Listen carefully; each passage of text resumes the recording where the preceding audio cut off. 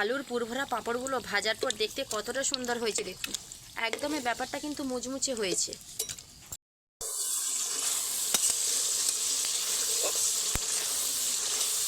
আলুর পুরভরা পাঁপড়ের কারি কিন্তু আমার রেডি হয়ে গেছে খুব ভালোভাবে। এর কারিটা দেখতে কতটা সুন্দর হয়েছে দেখুন। নমস্কার বন্ধুরা, আমি দেবজানি রান্নাঘরের ভিলেজ ফুটে আপনাদের সকলকেই স্বাগত জানিয়ে আজকে একটা দারুণ রেসিপি আপনাদের সঙ্গে শেয়ার করব। তো আজকে দুপুরে ডাল আর আলু মাখা কিন্তু বাড়িতে রান্না হয়েছে। ভেবেছিলাম যে পাঁপড়টা ভাজবো, পাঁপড় ভাজতে গিয়েই মনে পড়লো, তাই হাঁড়ির ভেতর থেকে আলুটা বের করে আনলাম আর পাঁপড় আনলাম। আলুর পুর ভরা পাঁপড়ের কারি বানাবো আজকে, সেই রেসিপি আপনাদের সঙ্গে শেয়ার করব। একটু স্কিপ না করে পুরো ভিডিওটি দেখতে থাকুন, সঙ্গে থাকুন। তো চলুন, পাঁপড়ের কারি বানানোর জন্য প্রথমেই আলুটাকে ভালোভাবে মেখে নিই। আলুটা আমি আগে থেকেই সেদ্ধ করে নিয়েছি ভাতের মধ্যে দিয়ে। এবার আলুটাকে ভালোভাবে মাখতে হবে হাত দিয়ে। খুব ভালোভাবে আলুটা মেখে নিই, তারপর বিভিন্ন রকমের মশলা আলুর সঙ্গে অ্যাড করব। ডাল আলু মাখা হওয়া মানে তোমাদের দাদাভাই তো প্রচুর প্রচুর পাঁপড় ভাজা খেতে ভালোবাসে। তো আজকে ভাবলাম ওকে পাঁপড় ভাজা না দিয়ে পাঁপড়ের কারি বানিয়ে খাওয়াবো। আলুটাকে আমি ভালোভাবে মেখে নিয়েছি। এবার আলুতে পরিমাণ মতো লবণ দিয়ে দেবো। পরিমাণ মতো লবণ দিয়ে দিচ্ছি। এমনিতেও আজকে না খুব একটা শরীরটা আমার ভালো নয়, আপনারা নিশ্চয়ই দেখে বুঝতে পারছেন যে শরীরটা খুব একটা ভালো নয়। তাই ভাবলাম শর্টে খাটে কিছু একটা বানিয়ে ফেলি। হলুদের গুঁড়ো দিয়ে দিলাম, দিয়ে দেবো লঙ্কার গুঁড়ো, সামান্য পরিমাণেই দেব, যেহেতু আবার কারি হবে সেখানে লঙ্কার গুঁড়ো দেওয়া হবে, তাই অল্প করেই দিলাম।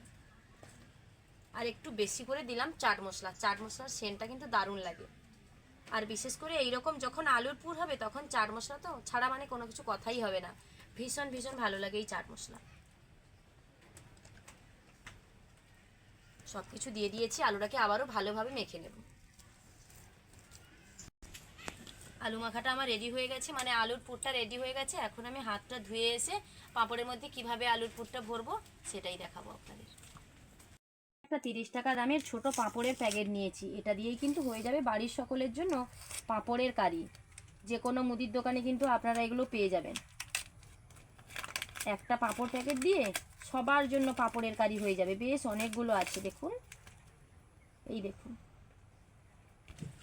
পাঁপড়ের মধ্যে পুরটা ভরার জন্য প্রথমেই আমি একটা বাটিতে বেশ কিছুটা জল নিয়ে নেব। দিয়ে পাঁপড়টাকে জলের মধ্যে 2 থেকে 3 মিনিটের জন্য এভাবে ভিজিয়ে রাখতে হবে। আমি 4টা-5টা পাঁপড় একসঙ্গে জলের মধ্যে দিয়ে দেব। যেহেতু জলটা বেশি আছে সেহেতু যতটা পাঁপড়ের কারি হবে ততটাই আমি দিয়ে দেব। একটা প্যাকেট কিন্তু বেশি হয়ে যাবে। একটু পাঁপড়গুলোকে জলের মধ্যে এরকম উল্টে পাল্টে নিতে হবে, তাহলে খুব সহজে পাঁপড়গুলো নরম হয়ে যাবে। এই দেখুন, যেভাবে ভাঁজ করবেন সেভাবেই হবে। একটু সময় জলে রাখার পর দেখুন পাঁপড়গুলো কতটা নরম হয়ে গেছে।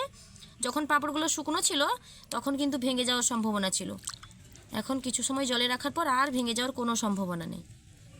কিছু সময় ধরে পাঁপড়গুলো কিন্তু জলের মধ্যে ছিল। এবার আমি একে একে জল ঝারিয়ে একটা থালার মধ্যে সবগুলো পাঁপড় নিয়ে নেব। অনেকটাই নরম হয়ে গেছে, একদমই মনের মতন করে মোড়া দিতে পারেন। এই দেখুন কতটা নরম হয়েছে। সবগুলো পাঁপড় কিন্তু জল থেকে ঝারিয়ে নিয়েছি। এবার আলুর পুরটা পাঁপড়ের মধ্যে দেবো। একটা পাঁপড় আমি হাতের মধ্যে নিয়েছি। আলুর পুরটাকে হাত দিয়ে চাপ দিয়ে এরকম কিছুটা লম্বাটে ধরনের করতে হবে, দিয়ে এটাকে পাঁপড়ের মধ্যে দিয়ে দিতে হবে।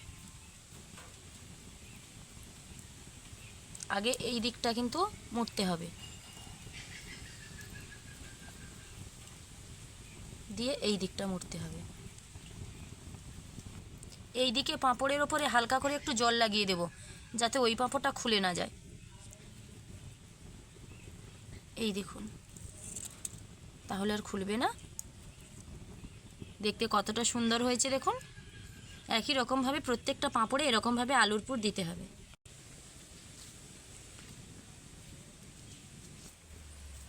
বেশ একে একে অনেকগুলো মোড়া হয়ে গেল দেখুন। এগাত্রে না একটু বেশি নরম হয়ে গেছে। প্রথমের পাঁপড়গুলো খুব বেশি নরম হয়ে যাওয়ার জন্য একটু মোড়াটা কিন্তু খারাপ হয়েছে। এই যে দেখুন, এদিকে আমি পাঁপড়ের কারি বানাতে বসে পড়েছি, আর ওদিকে মেঘটা কিভাবে উঠেছে দেখুন। একদম কালো হয়ে ঘোর ঘন ঘটা হয়ে কিন্তু মেঘটা উঠেছে। যখন জল আসবে না মানে প্রচুর প্রচুর হবে। মেঘটা এতটাই উঠেছে। প্রায় সবগুলো পাঁপড় কিন্তু মোড়া হয়ে গেছে পুর ভরে, আর 4টা কি 5টা বাকি রয়েছে, আর বৃষ্টিটাও চলে এসছে। আমাদের বাগানটা কুমড়ো দেখুন, একটাই কুমড়ো কিন্তু হয়েছে এরকম বড়টা বেশ।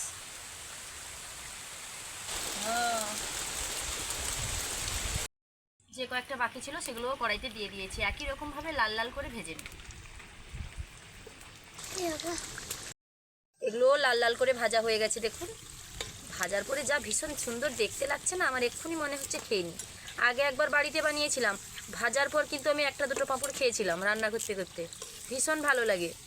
কারিতে তো ভালো লাগবে অবশ্যই, আরও এরকম ভাজার পর না বেশ মুচমুচে হয়, আর ভেতরে আলুর পুরটা থাকে, ভীষণ ভালো লাগে। আপনারা চাইলে যে কোনো পুর দিতে পারেন, চিকেনের পুর দিতে পারেন, কিংবা ডাল বাটার পুর দিতে পারেন, বিভিন্ন রকমের পুর দিতে পারেন। যে কয়েকটা বাকি আছে আবারও দিয়ে দেব। একটাও পাঁপড় কিন্তু খুলে যায়নি, একটু লক্ষ্য করে দেখুন। লাস্টের পাঁপড়গুলোও কিন্তু ভাজা হয়ে গেল, এগুলোকে তুলে নেব। দিয়ে কড়াইতে বেশ অনেকখানি তেল আছে, কিছুটা তেল আমি আলাদা একটা জায়গায় নামিয়ে নেব, তারপর কারি বানাবো। এখানে রয়েছে পেঁয়াজ ও টমেটোর বাটা, এখানে রয়েছে গোটা জিরা। প্রথমেই তেলে আমি ফোড়নে দিয়ে দেব গোটা জিরা, দেব তেজপাতা,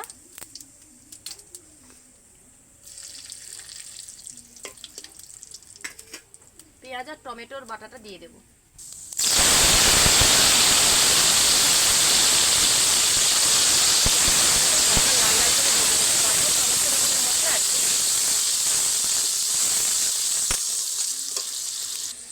পেঁয়াজ আর টমেটোটা ভাজা হতে হতে আমি এখানে আদা রসুনের পেস্ট নিয়েছি, দিয়ে দেব।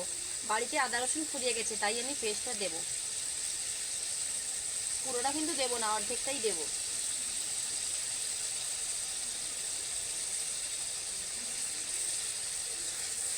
দিয়ে আদা রসুন টমেটো পেঁয়াজ সব কিছু আবারও 2-3 মিনিটের জন্য লাল লাল করে ভেজে নেব, যেন আদা রসুনের যে কাঁচা গন্ধটা সেটা যেন চলে যায়। টমেটো আদা রসুন সব কিছু কিন্তু বেশ সুন্দর ভাজা হয়ে গেছে, আদা রসুনের সেই উগ্র গন্ধটা কিন্তু আর নেই। এবার আমি দিয়ে দেব পরিমাণ মতো হলুদ। যে যেরকম ঝাল খেতে চান সেরকম ঝালটাই কিন্তু দেবে। আমি এখানে দেব লাল লঙ্কার গুঁড়ো, আর দেব কাশ্মীরি লঙ্কার গুঁড়ো।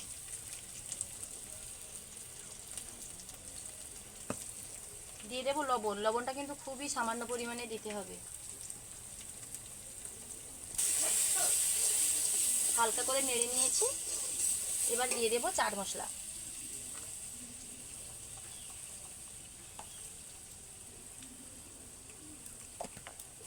আবারও হালকা করে নেড়ে নিচ্ছি।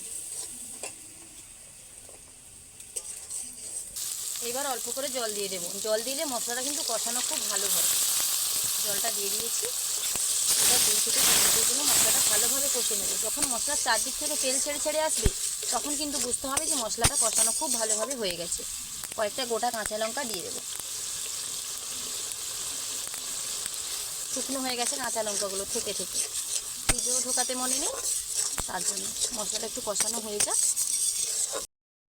খুব সুন্দর মশলাটা কষানো হয়ে গেছে দেখুন। এই যে চারদিক থেকে কিন্তু তেল একদম ছেড়ে ছেড়ে গেছে চারিদিকে, দেখলেই কিন্তু বোঝা যাচ্ছে। এখন আমি জল দিয়ে দেব। খুব বেশি জল দেওয়ার কিন্তু কোনো প্রয়োজন নেই, এটা ফুটে যাক। অন্য সময় যে কোনো কারির ক্ষেত্রে কিন্তু ঝোল ফুটে গেলে এইগুলো সব দিয়ে দিতে হয়, মানে যে কোনো কারি, মাছের কারি হোক কিংবা যে কোনো ধরনের কারি হোক, কিন্তু এই কারিটা একটু আলাদা, অন্য রকমের। ঝোল যখন ফুটে যাবে তখন এই থালার মধ্যে দিয়ে দিতে হবে, আর ওই পাঁপড়গুলো আর কড়াইতে দেওয়া যাবে না। তাই ঝোলটা ফুটে যাক। ঝোলটা ফুটে গেছে দেখুন, কিভাবে ফুটছে দেখুন, চারদিক থেকে কিন্তু এরকম ফুটবে। 2 থেকে 3 মিনিট কিন্তু ঝোলটাকে ফোটার জন্য সময় দিতে হবে।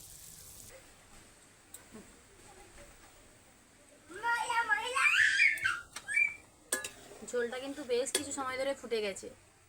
এখন পুর ভরা পাঁপড়ের ওপর ঝোলটা দিয়ে দেব। চারদিকে এরকমভাবে ঘুরিয়ে ঘুরিয়ে দিয়ে দেবো। কাইটা দেখতে কতটা সুন্দর হয়েছে দেখুন। এবার এটাকে কিন্তু 5 থেকে 10 মিনিটের জন্য ঢাকনা দিয়ে রেখে দেবো, তারপরই এটাকে খাবো। যেহেতু ঝোলে পাঁপড়গুলো দেওয়া হয়নি, তাই গরম ঝোলটা যখন ওপরে পড়লো কয়েক মিনিটের জন্য এটা রেখে দিতে হবে। তাহলে আমার এই পুরভরা পাঁপড়ের রেসিপি যদি আপনাদের ভালো লেগে থাকে, প্লিজ লাইক, কমেন্ট ও শেয়ার করতে ভুলবেন না। এইরকম আরও নিত্য নতুন রান্নার ভিডিও পাওয়ার জন্য অবশ্যই আমার চ্যানেলটিকে সাবস্ক্রাইব করে আমার পাশে থাকবেন, যাতে প্রতিদিন নিত্য নতুন রান্নার ভিডিও আমি আপনাদের সঙ্গে শেয়ার করতে পারি। দেখা হচ্ছে আবারও নতুন কোনো রান্নার ভিডিও নিয়ে। ততক্ষণ সুস্থ থাকুন।